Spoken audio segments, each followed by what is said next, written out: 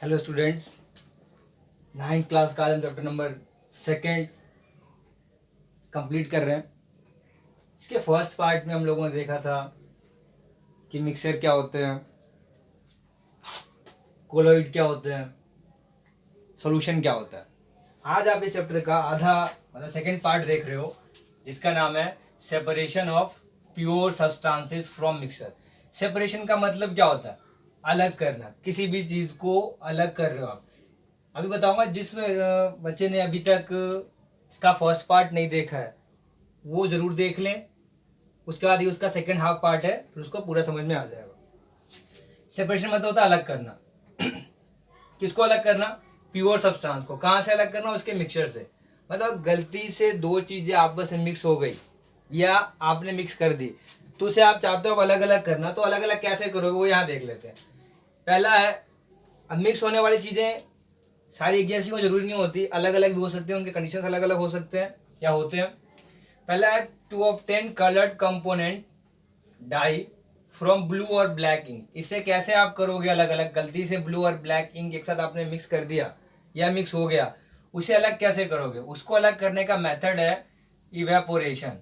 आपके एग्जाम में यूटीज में यही लिखा रहता है एक तरफ, क्या कर रहे हो आप, किस चीज को अलग कर रहे हो, और साथ में आपको सामने फिल करना होता है उसके मेथड का नाम।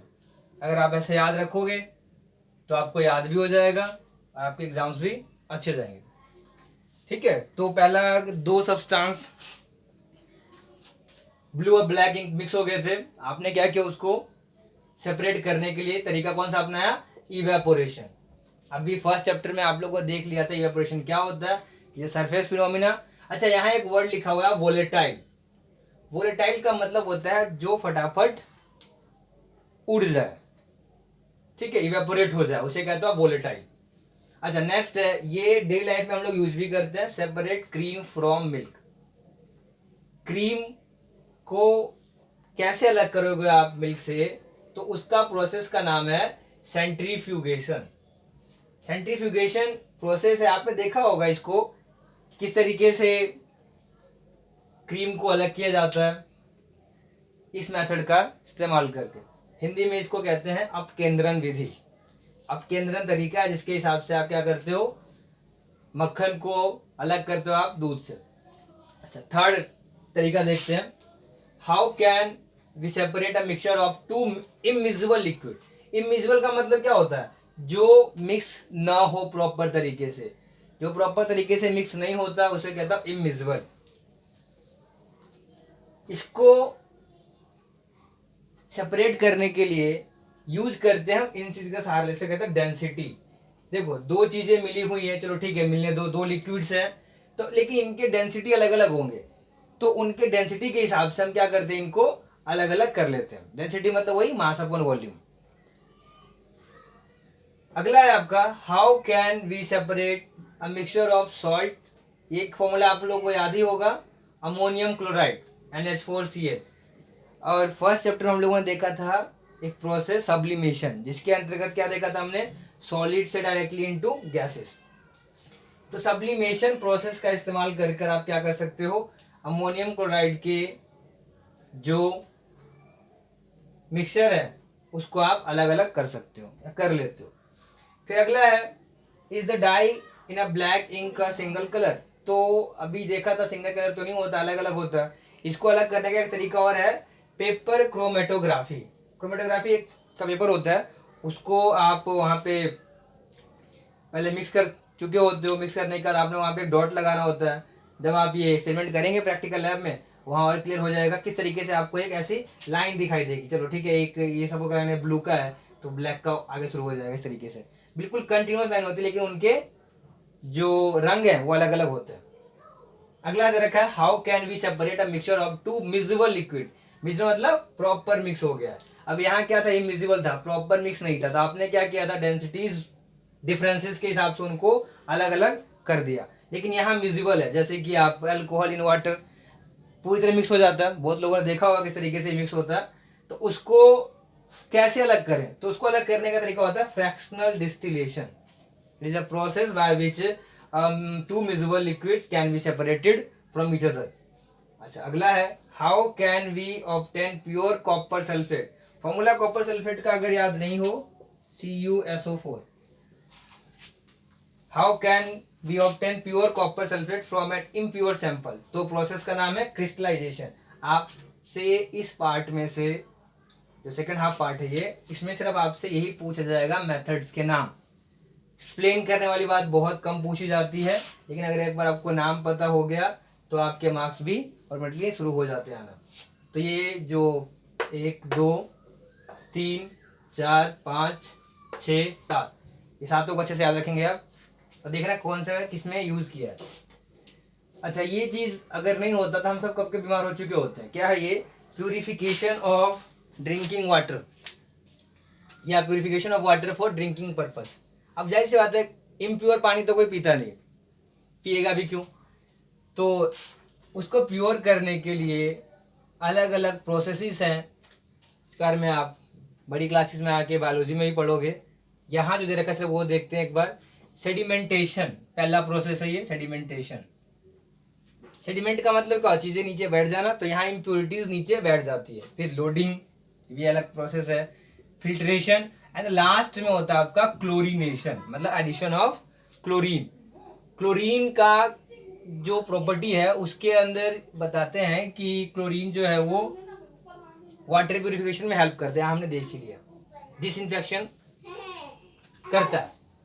उसके बाद बात आते हैं यहाँ पे, this purified water is supplied for drinking purpose bye municipal corporation. आप देख चुके हो किस तरीके से म्युनिसिपल कॉरपोरेशन हम लोगों के घर तक, ये तो नहीं कह रहे कि पानी पहुंचाती है, लेकिन ये ड्रिंकिंग पर्पस के लिए उस पानी को तैयार करती है। यही काम है इनका सप्लाई करने का। अच्छा इस यहाँ तक ये सारे आपके मेथड से, मेथड ऑफ क्या, method of separation. Purification, purification भी एक पार्ट ऑफ सेपरेशन ही है, क्योंकि आप इन सब चीज़ों को सेपरेट कर रहे हो वहाँ से। अच्छा आप चेंजेस के बारे में पढ़ते, 7th क्लास में आपने ये नाम सुना था, फिजिकल एंड केमिकल चेंजेस। हमारे आसपास बहुत सारे चेंजेस होते हैं, कुछ होते हैं आपके फिजिकल एंड कुछ होते हैं आपके केमिकल। तो फिजिकल चेंज का सिंपल सा आप एक वर्ड याद रखेंगे, इट्स अ टेम्पररी चेंज। कुछ देर के लिए होता है और बाद में ये हो जाता है रिवर्सिबल, वापस अपने ही स्टेट में आ जाता है। रिवर्स मतलब क्या होता है, वापस आ जाना। इसमें कोई न्यू सब्सटेंस फॉर्म नहीं होता। पहली प्रॉपर्टी क्या देखी, टेम्परेरी चेंज होता है, कोई सब्सटेंस फॉर्म नहीं होता, रिवर्सिबल होता है। केमिकल चेंज इसका उल्टा ही होगा, it is a permanent change in which an entirely new substance is formed with properties. ठीक है, it is a irreversible, irreversible था ये आपका इरिवर्सिबल हो गया। अच्छा इस चैप्टर के सबसे लास्ट में बता रखा है एलिमेंट्स और कंपाउंड्स के बारे में। थोड़ा देख लेते हैं इसको, एलिमेंट क्या होते हैं। इट इज अ, इसका डेफिनेशन पूछ लेते कई बार, तो देख लो। It is a substance which can not be split, नहीं ब्रेक कर सकते, अप इनटू 2 और मोर सिंपलर सब्सटेंसेस। नहीं कर सकते उसको ब्रेक, मतलब बेसिक सबसे सिंपलेस्ट फॉर्म है आपका जो है वो एलिमेंट है। How many elements, 106। उसमें से 92 नेचुरल है, 14 आपके आर्टिफिशियल है, और जो 11 है वो आपके क्या है, गैसियस स्टेट में होते हैं, मतलब गैसियस फॉर्म में है। 2 ऐसे एलिमेंट्स हैं जो कि रूम टेम्परेचर पर लिक्विड फॉर्म में होता है, लिक्विड एट रूम टेम्परेचर। एक आपका ब्रोमीन है जो नॉन मेटल है, और मरकरी है जो आपका मेटल है। याद रखिएगा इसको, इसके ऊपर 10th में भी क्वेश्चन आएंगे। Compounds, it is a substance composed of 2 or more elements chemically combined with one another in a fixed ratio, fixed proportion। Compound क्या है, 2 एलिमेंट्स या 2 से अधिक एलिमेंट्स को मिलाया है, वो एक प्रॉपर एक फिक्स रेशियो में, उसको आप कंपाउंड का। जैसे कि फॉर एग्जांपल मैं देख लेता हूँ, एग्जांपल देखो आप H2O अगर लिखते हो तो H2O में हमेशा इनका रेशियो फिक्स रहेगा, इस रेशियो कभी इनका बदलता नहीं है। तो रेशियो नहीं बदलेगा, तो क्यों नहीं बदलेगा, क्योंकि कंपाउंड है। कंपाउंड में एलिमेंट्स जो है एक प्रॉपर फिक्स रेशियो में होते हैं। और एलिमेंट क्या है, एलिमेंट तो एक प्योर सब्सटेंस है जिसको आप और ज़्यादा स्प्लिट नहीं कर सकते, सिंपलेस्ट फॉर्म में ही रहता है ये। और 106 एलिमेंट्स है, 92 नेचुरल है, 14 आर्टिफिशियल है, 11 गैसेस फॉर्म में है। 2 ऐसे हैं एलिमेंट्स जो कि एक मेटल है और एक नॉन मेटल है। जो मेटल है वो मरकरी है और जो नॉन मेटल है वो आपका ब्रोमीन है। ये दोनों क्या है, खास बात इनकी कि रूम टेम्परेचर पर लिक्विड फॉर्म में होते हैं।